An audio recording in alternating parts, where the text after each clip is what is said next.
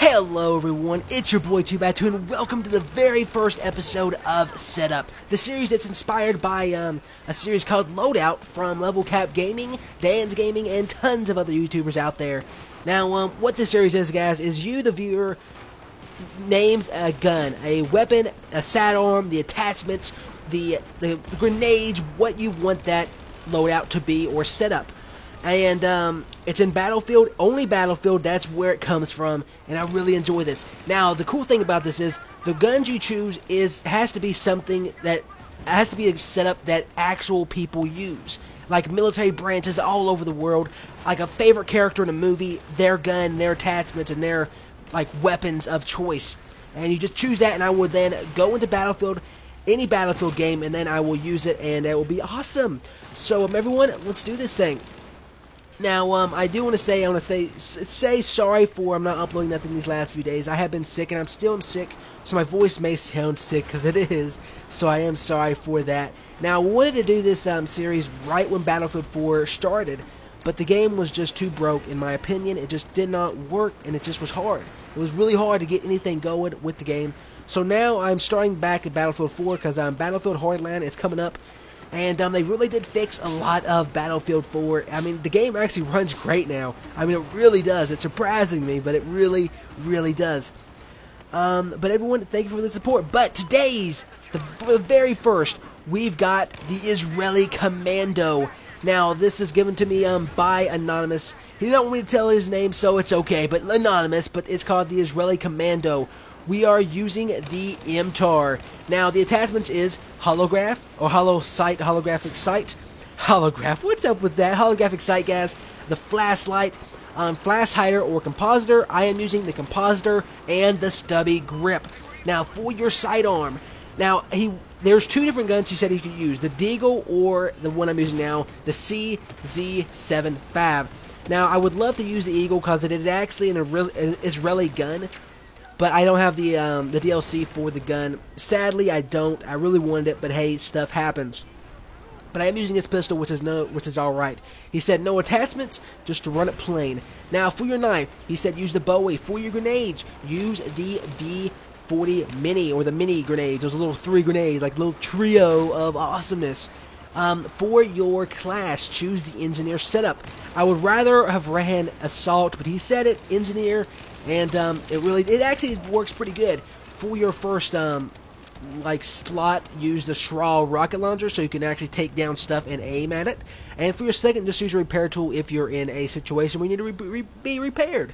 Pretty simple stuff. For your field upgrade, use the offensive field upgrade. So everyone, let's do this thing. So everyone, how do I like this? What do I think of this this loadout? So first off, the gun has an extreme rate of fire. And when I say that, I really mean that. The fire rate of the gun is 900 rounds per minute. This is going up to hit even the FAMAS, which has 1,100 rounds per minute. So let's just say, guys, you're going to be killing a lot of people up close. You will actually be surprised by how many people you can kill right next to you, because you will win almost every fight that you even go up against anyone. I mean, any gun. The rate of fire is a huge thing that you have to focus on in Battlefield games. Now, it's great. Now, for the hip fire. Now, I was going through the attachments when I was leveling up the gun, going through everything, and the laser sight, I have found out that it's not needed. It's actually not needed, and I am so surprised. The hip fire of this gun, the box of it, is so perfectly like in a little box. You don't even need, it's like it has a built-in laser sight that's invisible. I mean, it really does. So it's just a waste of attachment to put the laser sight on here. So the flashlight is actually a very smart attachment to use for this gun. Because you can actually go, let's say right now, I'm going to show you right here. So I'm jumping over the thing, this guy's coming up. I am blinding the guy right there. So he's like, where's he at, where's he at? So the flashlight really does help, because it blinds your opponent for just that little bit that they cannot see you. So it really does help out, like a built-in flash grenade. That is so cool. So it really is good stuff like that. Now for the holographic sight, most people say the red dot sight or the coyote, which I do like the coyote. but the holographic sight actually really works for this gun. The guy also said to use this up in like medium to close ranges and go in like a commando, running and gunning. And guys, that's what I'm doing. Now, he said because of medium and close range, the holographic sight is a perfect match for this gun. It has the range to be medium range, but it also has that perfect zoom for close-up encounters. You can choose your red dot sight, but I wouldn't recommend it with this gun. It just does not work good. It really doesn't. I do think that it could be a little better. Now, for the grip, the stubby grip actually does help out a lot. I'm not gonna lie, it really does help out with the recoil a little bit, because the gun does have tons of spread. I mean, this goes all over the place sometimes. So at ranges, don't try to even use this gun at all. I'll actually go over to the damage real quick. The max damage of this gun is actually 25. So 4 kills, if you're like in a 10-foot radius of the guy, you're gonna kill him in 4 bullets. Boom, he's dead. Now, it starts to lower down. Now, the minimum damage you can do at any range is 15.4. Which is not that bad, but let's just say that's why you don't use this gun at ranges, because you're not going to get no kills at all. But trust me, the damage is actually pretty good. Could be a little higher for this gun, I think, but it does balance it out with the rate of fire, and it really does help out a lot. Now, the one thing that really is bad about this gun is the reload time. It's a total of 3 seconds. Now, if you have a couple bullets left in your clip, it only 2.4 seconds. But that 3 seconds, because your rate of fire is so high, you're going to be going through the bullets so quick that you won't even notice it sometimes. You just going to run through the bullets, there's 2 enemies up ahead of you, and you got 3 seconds to get out of the way, reload your gun, and start back again, and it really is messed up how they did it. But hey, it's how it is, so you got to really be careful where you go.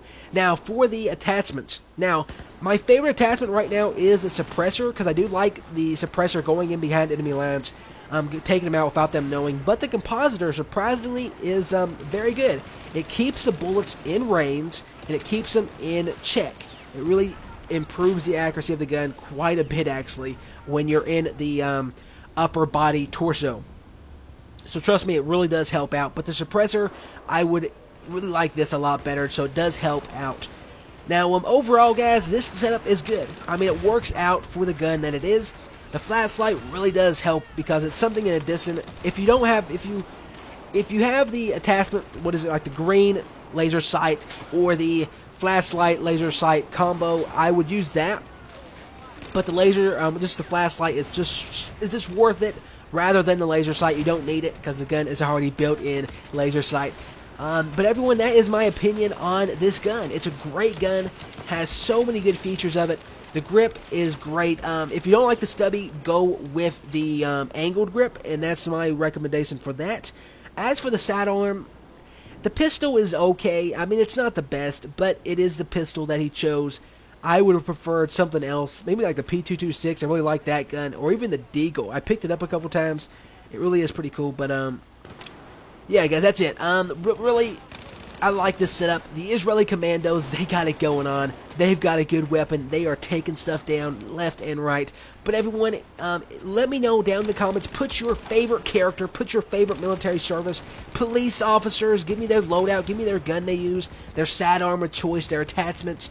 And I will see then. I will put it in the next Battlefield setup. This is so cool. Now, this series will be going on into Battlefield Hardline.